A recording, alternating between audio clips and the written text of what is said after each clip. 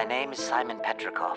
Simon, in the latest Adventure Time spin-off, we follow the odyssey of Fiona and Cake, the supposedly cooler female versions of Finn and Jake, alongside the former Ice King, now just Simon Petrikov, a regular guy who was once a psychotic monarch, traveling across the multiverse in search of something he doesn't even fully understand. He just wants the crown back to feel important again, because let's be honest, going back to being a nerd from the 20th century after centuries of icy power is a serious downgrade. Imagine waking up after a crazy night and realizing the world you once knew is gone. Your girlfriend became a cosmic entity, and humans now have tech that makes your old tape recorder look like a stick. Simon is basically living the thing, but without the charm of Kurt Russell. You see, when a man bleeds,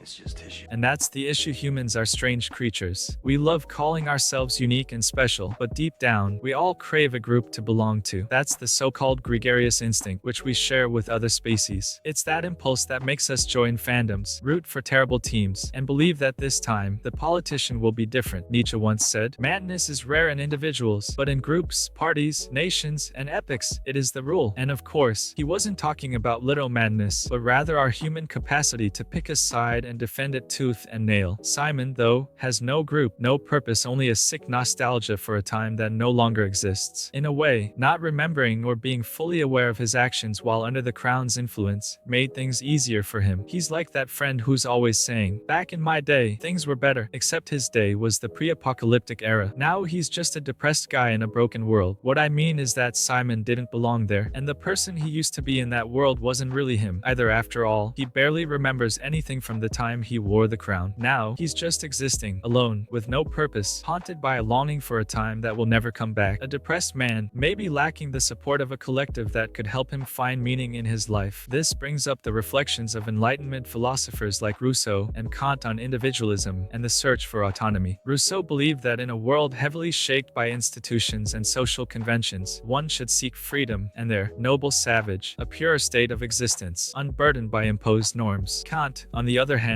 spoke of the categorical imperative, the idea that we should act only according to principles that could become universal laws, always respecting human dignity. For Simon, this journey to find purpose without the crown, and without being defined by his past, could be seen as an attempt to reclaim his autonomy and identity, a struggle to overcome the need for a group just to give his life meaning. Simon's dilemma is about what it means to be himself, without anyone or anything to define him. And speaking more directly, throughout the episodes, Simon is obsessed with recovering the Ice King's crown, not for its powers, but because it gave him something ordinary life cannot, a predefined purpose. Without it, he's just a 2000s man lost in a post-apocalyptic future, whose main skill is missing things that no longer exist. It's even kind of funny that during the series he tries to justify it by saying things like, "Oh, I need the crown to feel whole." My dude, what you need is therapy. During his quest to find himself, Simon encounters several alternate versions of himself, and none of them are exactly inspiring. In the episode titled The Winter King, he meets an idealized version of the Ice King. This version is portrayed as a noble and powerful figure who promises to create a new crown for Simon, offering a solution to all his problems. As the story progresses, we learn that this version of Simon isn't exactly morally sound. Even so, it represents Simon's desire to regain his identity and sanity, exploring themes of redemption and self-discovery. And that particular encounter hits Simon's ego hard because none of his versions are truly happy. Some of them just deal with frustration better. After wandering through multiple universes like a ghost of the past, Simon realizes that the crown was never the answer, just a temporary patch for an untreated emotional wound. And really, it wasn't the power he missed, but the feeling of being needed. Betty won't come back, but he can still honor what she meant to his life. By the end of the story, Simon chooses to live without the crown, which is like relearning how to walk after being frozen for centuries. But the coolest part, to me, is that he doesn't become a conventional hero. Simon didn't save the multiverse, he didn't fix his past, but he learned to live with his imperfections. And in a post-apocalyptic world full of magic, that might just be the most powerful victory of all.